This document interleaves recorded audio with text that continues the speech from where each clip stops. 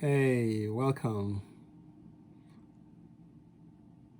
My name is Chio, and today I'm going to share with you 3 ways to manage conversational stress and protect your health.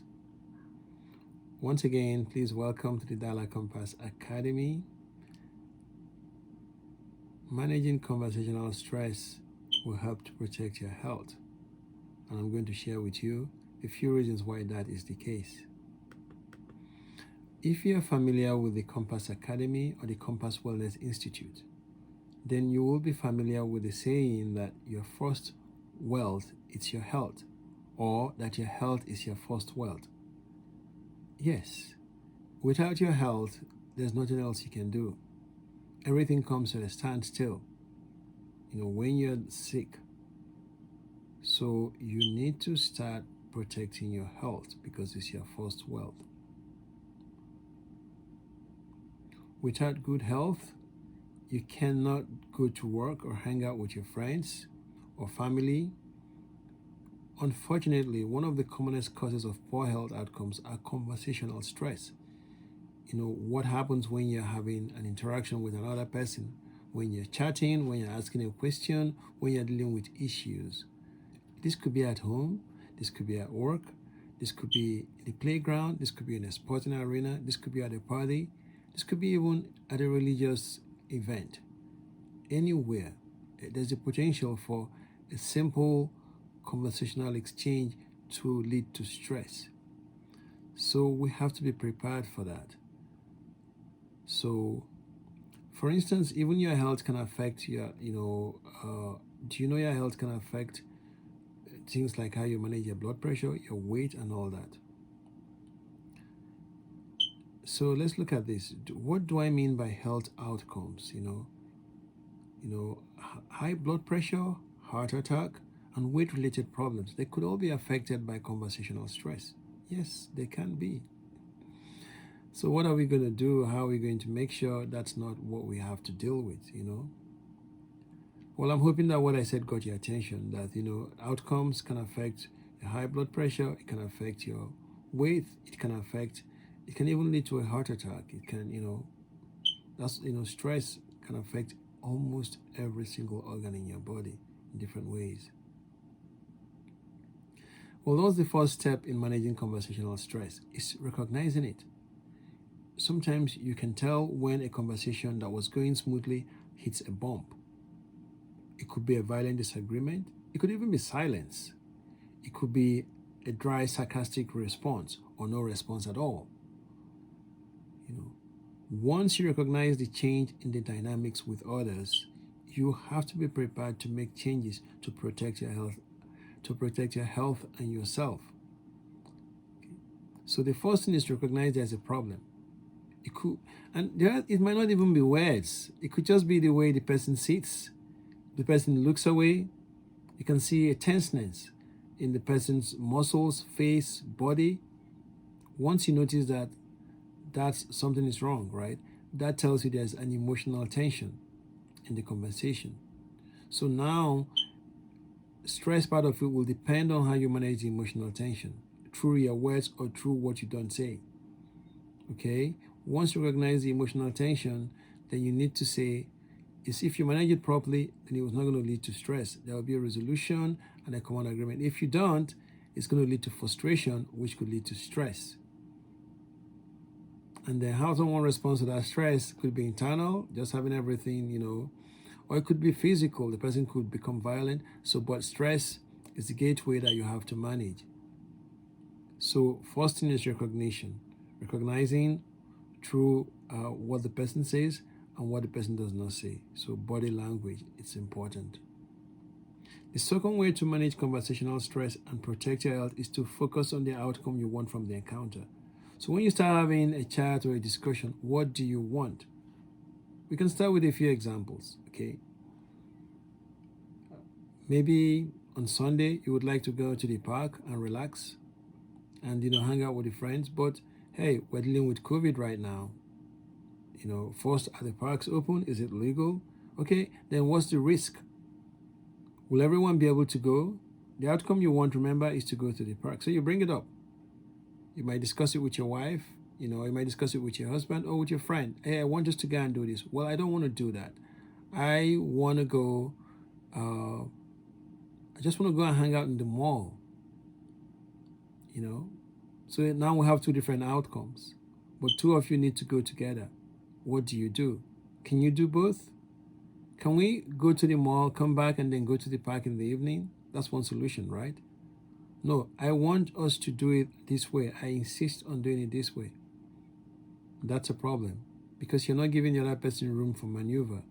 You're not looking at, shared outcomes. It's not a solution-based strategy for conversation. So that could lead to stress. So think of the outcome. Can it be delayed? Can you have a delayed gratification? Can you say, okay, this week you'll do it, next week we'll do mine, okay? You want to go to the mall? But remember, it's not really very safe. I'm not even sure it's open, or how many minutes do we spend there?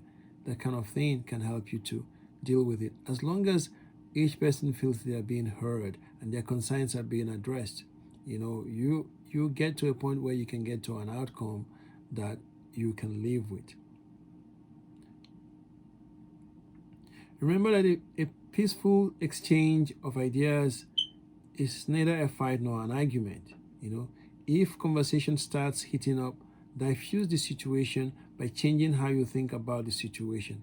Like I gave the example, if we wanted to go to the park and it's a problem, we can decide to split it. We can decide next week, or we can decide time, how much time we're going to spend, or we can decide to go to a place that can accomplish both, But think about the outcome that you both want and make sure the other person's concerns and feelings are addressed. Once you do that, you tend to achieve emotional stability, emotional equilibrium rather than tension. This is good for your health because it's going to shut down stress being generated and your body reacting to it.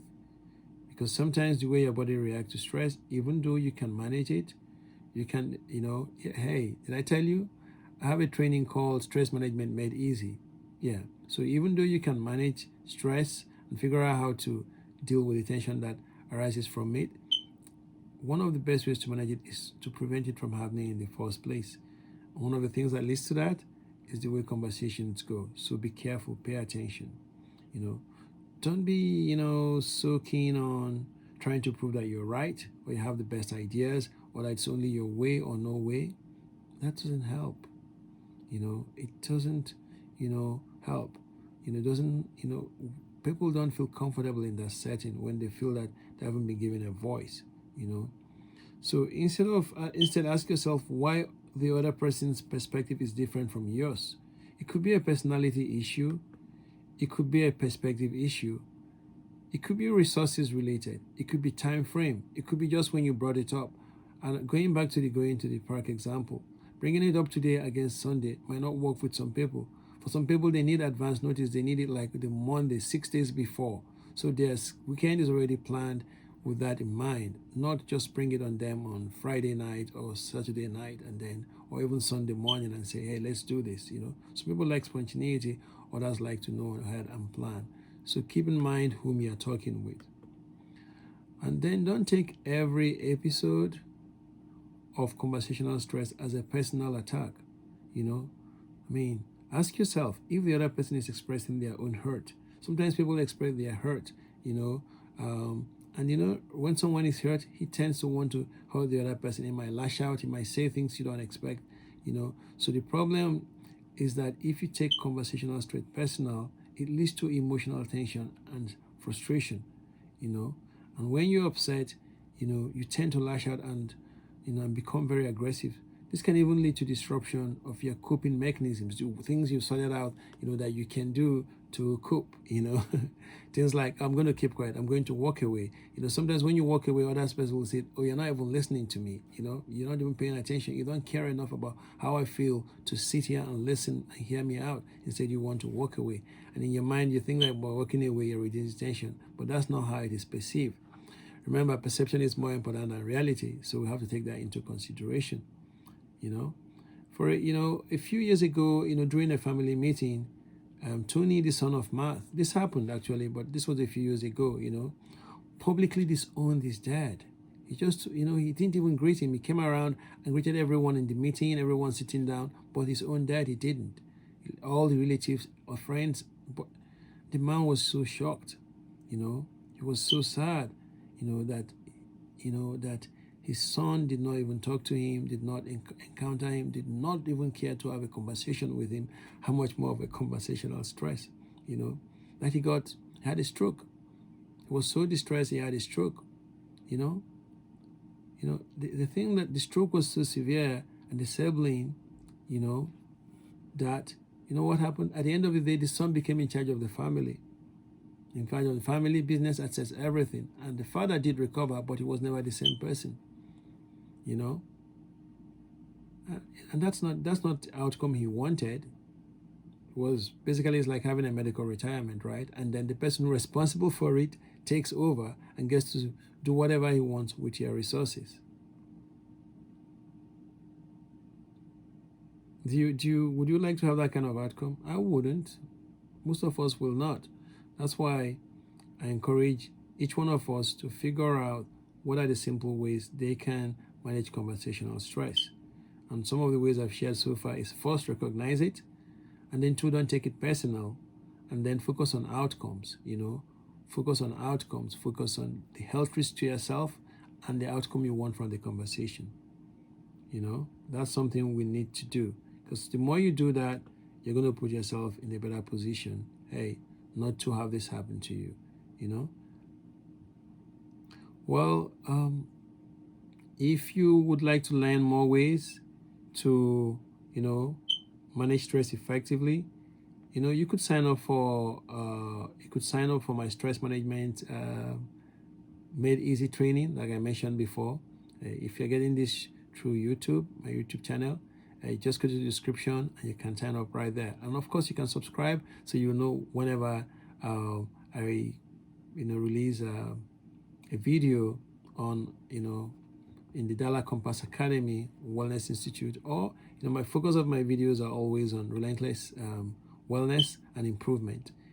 That's how can you make yourself well and stay well, and then how can you make sure you're always improving, because when you find ways to keep yourself improving, when you learn from your mistakes through the warrior mindset, which is part of what we teach in the Dollar Compass Academy, what's going to happen? You're going to achieve more of your goals, more of your outcomes, and then you put yourself in a position to more consistently live the lifestyle of your choice.